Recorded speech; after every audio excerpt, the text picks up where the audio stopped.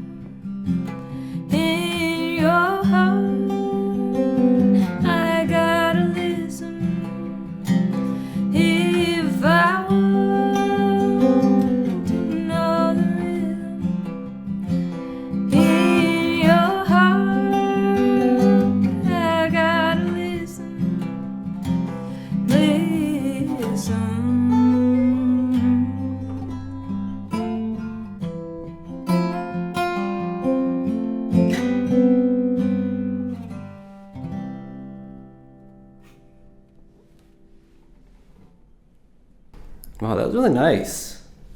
Brie, thank you so much for coming down first off. I know you had to make a little bit of a drive. You had to pick up your dogs. You had do all to the things. You're doing some secret forest ranger. Oh. You're doing some secret, I'll cut that out. You had to take care of your dogs. No, you don't need to cut it out. I'll cut it out. But yeah, Brie, so can you tell me a little bit more? I mean, I think I have a general idea of how you got into music. Obviously, you come from a huge musical family. Can you tell us more about that and your initial stages becoming a musician? Yeah, it wasn't really a thing I thought about. It was just a way of living, I guess, you know? We were just born and it was there. My grandparents met in a choir in college. They met and they were married for decades upon decades, but so they sang together. They were always sang. My parents met at UMass in the 70s, and my dad was always into music. My mother was, raised by choir nerds. So my parents started a band in the 80s or 70s or whenever, and we were just kind of roped into it, me and my three sisters. And my three sisters and I are called the Green Sisters, and we play locally. In New England. We've been a group officially since 2015, and they're awesome. There's 5 years in between the four of us, so we're all just BFs, and we play and sing, and I'm in a number of different bands, but I don't know, it wasn't really a question of how it came to be, it was just, it be. It be, that's how it is, huh? Yeah, it'd be that way. It's interesting. Yeah. So many musicians come from musical families, obviously, but you have it's just interesting. I've seen a few guys hop up on stage and have them join you on your sets, but it wasn't really like a Green Sisters show, but everyone seems like they're really good. Like you guys put a lot of work into your instruments. I think it's just love. It's not work. Just love. It's love you put in. That's a secret. Yeah. How about this? So you must have maybe some local musicians that aren't like family, or maybe even some mainstream, I guess you'd say, influences. Definitely a lot of local musicians that are not family. Hundreds of local musicians that are so fun to play with. I don't know. I'll play with anyone. You always learn something different from anyone. Whether it's like a turtle under a rock or whatever, you learn I need to breathe where I wasn't going to breathe before. Or if it's like a crazy Berkeley student who is a professor, you're going to learn something. I don't know. Any in particular come to mind that really inspired you, or? Well, I gotta just speak to my bandmates, really. Rob Griffin has been a huge mentor in my life from Belchertown. He's just been around for decades in the scene, fiddle, guitar. He's not world famous, but that's fine. Just mainly the people I spend a lot of time with, you really learn a lot from. I haven't played with any famous people, so they're not worth mentioning. Tell me more about your songwriting process. Everyone has their own kind of thing. Do the words just come to you, or do you start on more of the melody first? Everything in my life is driven by my mood or inspiration, which could change in 3 seconds. So even, for example, I was driving from work to home before I came here today, and I was driving up the road, and I saw my neighbor walking up the road, and I looked in my rear view, and we both waved to each other, and the look on her face was so sad, and I just suddenly got inspired to write a song. So I was I gotta go home, I gotta write a song. So that just suddenly inspired me. She's never looked sad like that before, but I was kind of oh. So I felt, I didn't know what I was going to write or what it was going to play as a melody, but normally when I write a song, it's just an emotion that I'm trying to get out that I don't know how it's going to come out, but I just like just start playing and let things go and see what happens. Sometimes I write a poem and then I put it to words, to music, but that's not usually the case. That's like too organized. I'm not very organized.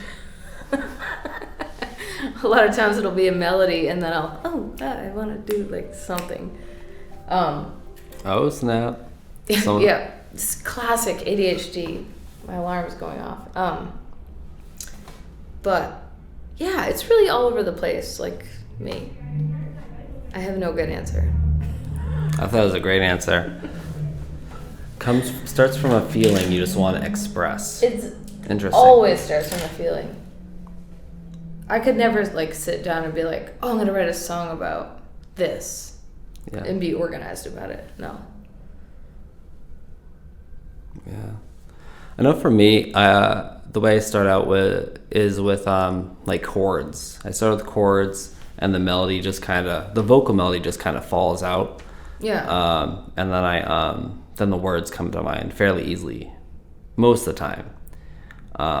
But within the past few years, it's gotten harder. I don't know if I've written just everything I want to say. Yeah. You're like, I have nothing else to say. But recently I've been experiencing a new kind of like songwriting, like inspirational period, I guess you could say, like a transformative kind of thing. That's cool. Yeah. That's good. What about, so you're predominantly a finger picker or? No, not really. Oh, okay. No. If I was, I would be playing that bass note like all the time, but okay. I'm just faking. That's cool. I usually play with a pick. You gotta ask the big questions. That's really cool. So besides music, what else do you enjoy doing? Do you have any particular passions, like? What don't I enjoy doing? Oh my god! I really like being outside, being on tall things, climbing things, That's mountains and trees, and just seeing beautiful things. I am constantly inspired by like the stupid beauty of like, oh, flower, wow, that moss looks awesome, you know, and then you get like a big view and you're like, I don't know, I just love it. And you went ice climbing for the first time this year too. That was nuts. You did? No, you did, didn't you? Did I? I thought you went ice climbing like, I don't know. Maybe in my December. dreams. Never mind. I did go on a Mount Washington in February, which is basically ice climbing. Yeah, with an ice pick and yeah. That's crazy, man. Jeez. No, it was good. It was good. I love a lot of things. I love like this, like drawing and to climbing that building over there. If no one was looking, I would climb it.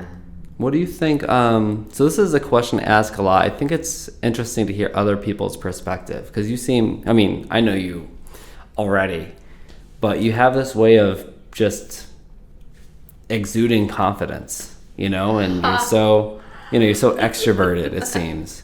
It's false. How do you do that though? Like, it seems like you've really mastered just being yourself. That's a super complicated question, Kevin. I'm actually introverted. And I grew up being shy until I was like 18.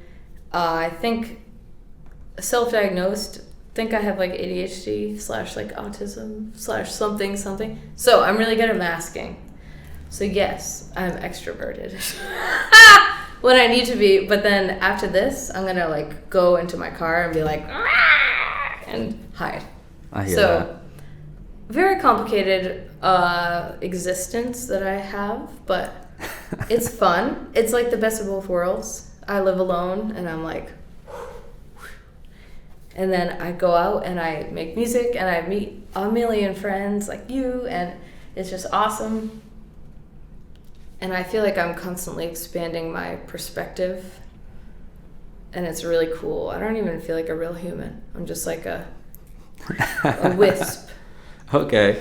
Tell me more about your wispy expansions. In what ways recently, I guess? Oh, I don't know. 2026, I've met so many people. I guess, starting October from Jake's album release, where I met all y'all through 2026. I've met like 100 new people who are awesome. Just people who you just listen to and think, wow, I don't know. I didn't think I could have more friends, but here we have more friends. Well, I don't think it's too hard for you. I mean, maybe internally, but externally it looks like... That's maybe part of my problem, just being too open. But I'm not... It's not my life. It's the life that I don't know. I see. I don't know. You should cut all this, because it makes no sense. I'll cut all of it. It'll just be like 2 minutes. You're like, I'm Brie Green. It makes no sense to the general public. They're like, the fuck? Yeah. Okay, so I'm interested in hearing your perspective on this. This is a question I enjoy asking because you get some really surprising answers. Mine's not going to be surprising. I mean, you might be. So, how do you feel about AI in art? It can really be whatever you're thinking.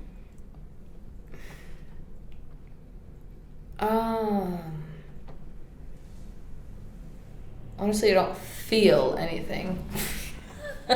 I feel nothing towards it, but I think it's pretty awkward. I also think it's a good tool. But I haven't used it. I've just heard a lot about it. For someone like me who gets overwhelmed about a lot of things, it would be a very useful tool to direct a question to it, and it would just sift through all the stuff that doesn't matter. But it feels very awkward. You would have to take the result and make it more human, I guess. What do you mean? It's not quite right. There's something like weird about it. Yeah, like the extra fingers got kind of weird for a little while, but... The extra fingers? You haven't seen those old photos of like when AI was first getting developed? No, I'm a caveman. I'm not involved in anything. Okay. So that might have been the wrong question to ask. Well, I mean, it sounds like, you see the potential in it, right? You just haven't utilized it yourself. It's a tool that you can use to, jump some hurdles, but then you have to take it as your own and make it your own. You can't just, okay, I'm going to take that and throw it at something. How about songwriting? Can you imagine yourself using it in songwriting? Now we're talking. I'm just kidding. I actually did. I was I had an assignment and I asked AI what to do with it, and I read the answers and I was like, okay. There were a couple tidbits, like 3.5% that I was like, okay, I like that, but I didn't do anything with it. I meant to, but that's not how my brain works. I didn't write it down, so it didn't stick. But for the most part, I was like, this is really not what I'm going for. But I think it was the prompt. It was my end that was the issue. My prompt wasn't good enough to make it what I wanted.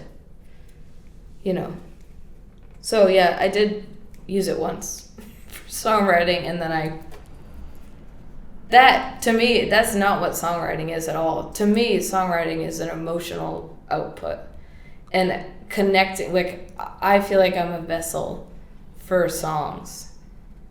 Just like it comes out of me. It's not from me necessarily, just I am the delivery system. So to use AI just is like, well, that's not what I'm doing here. Yeah. It's not my purpose. How about this? What do you, there are a lot of different struggles musicians face.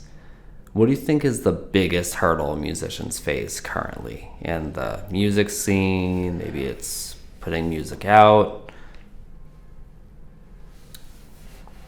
That question is so open-ended.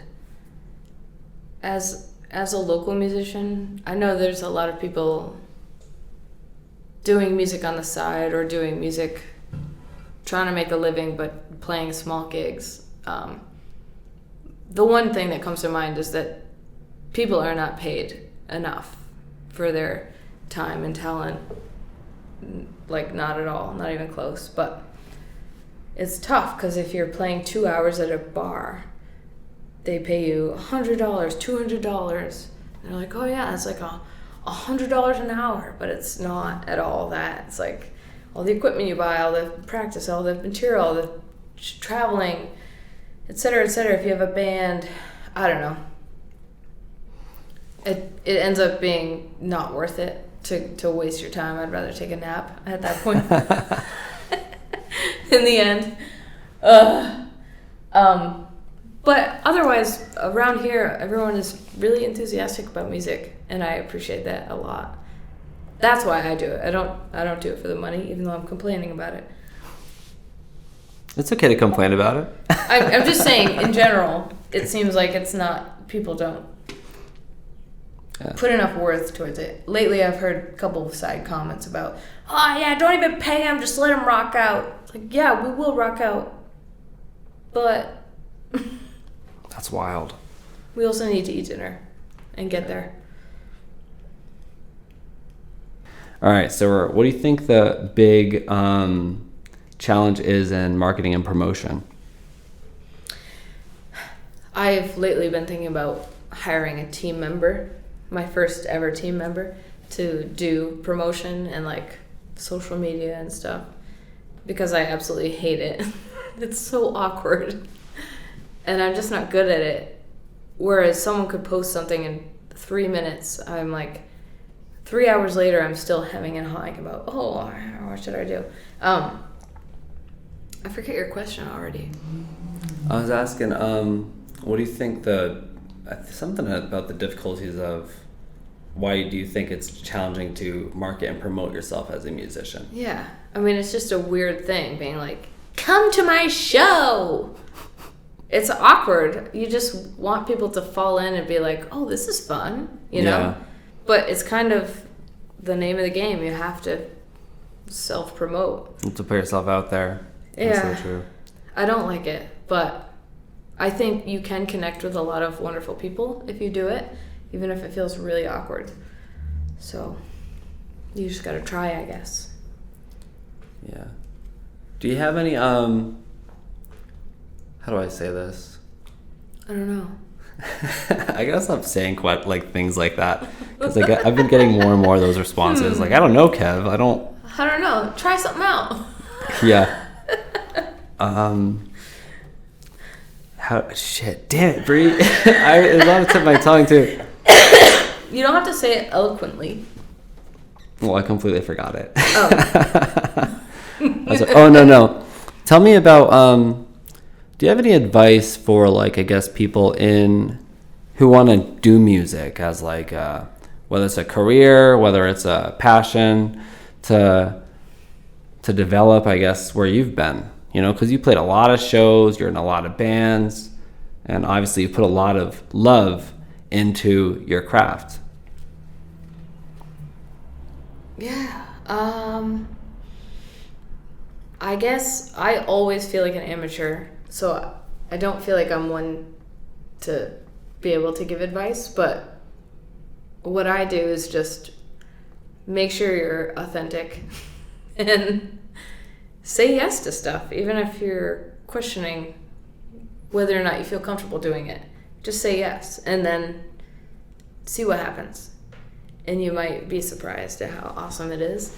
And you might be surprised at how you've opened up a whole new realm of things you could do, or people you could know, or parts of you didn't know existed. I don't know. That's kind of it. And don't be afraid to, like, hit wrong notes and do weird things. That's all I got. But most of that comes from my dad, who is a real character. And, like... That's so honest. Yeah. Yeah. Well, he's inspired that weird part of me, I think. Good. I think I have a couple more questions. Yeah, one more? No, this is number one. There's number two. Okay. Let me see. I'm going to edit this part out because this is just, me floundering over myself. Oh, you're floundering? I'm floundering over myself. Yes, here's one. Can you tell me what your... Oh my God. Brie over here.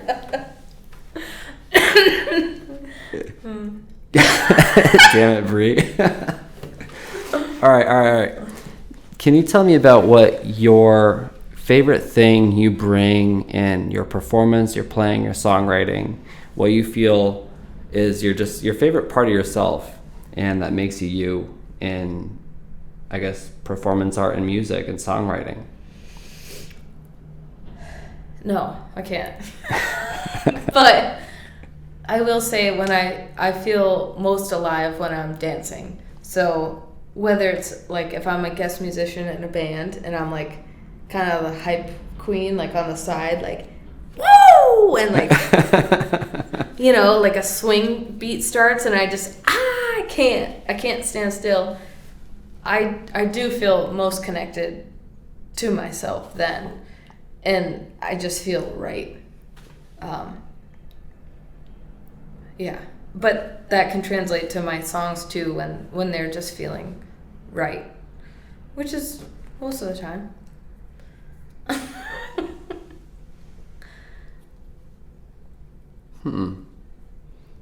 Does that answer your question? Yeah.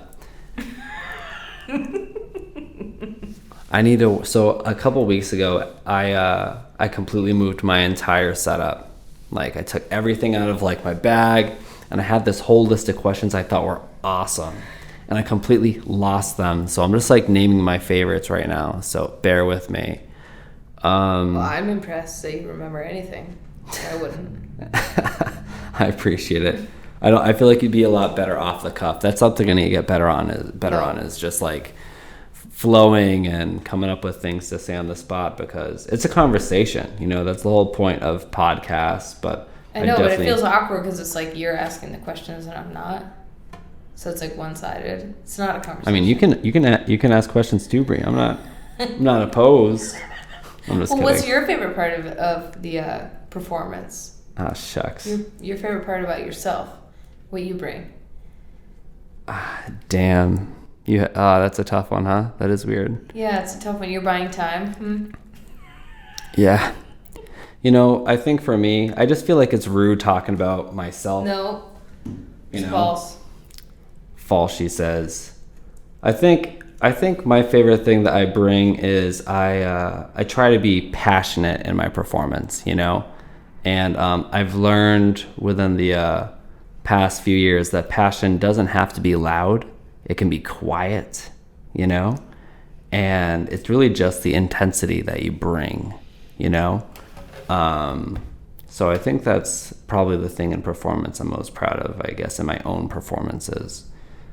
But yeah, that's my answer too, in different words. Let's see what this close has to offer.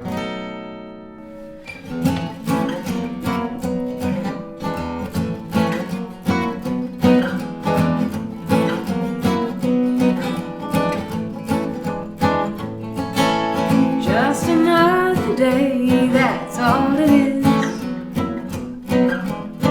Just another day, that's all it is. Walking out the door is all it's gonna take. Walking out the door is all it's gonna take. Till I'll feel good, feel it through and through. Ain't nobody got time for the blues on a day so fine. On a day so fine. There's no time for the blues on a day so fine.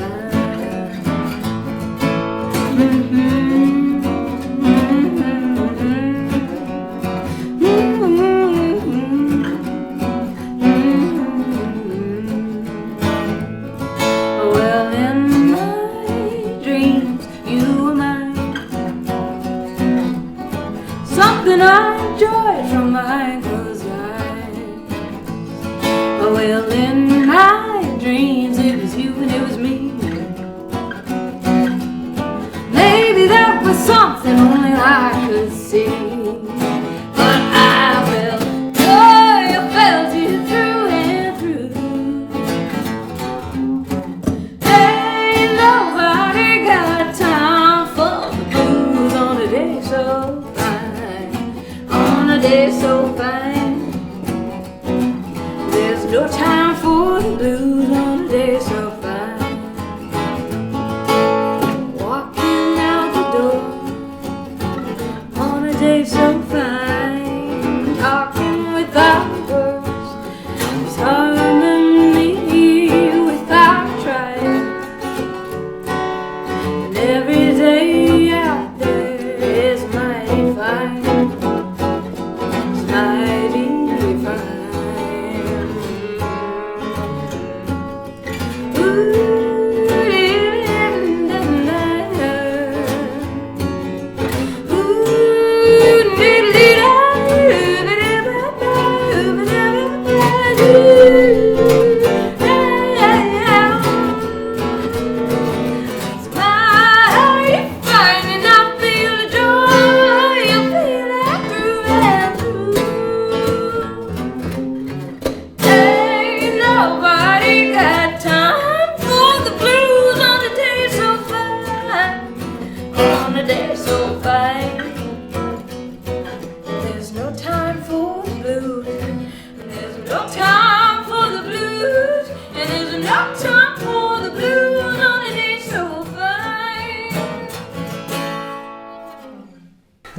Is there really someone there looking at you? No, I was just like, you were like, they can hear us in here. I was like, That's so funny.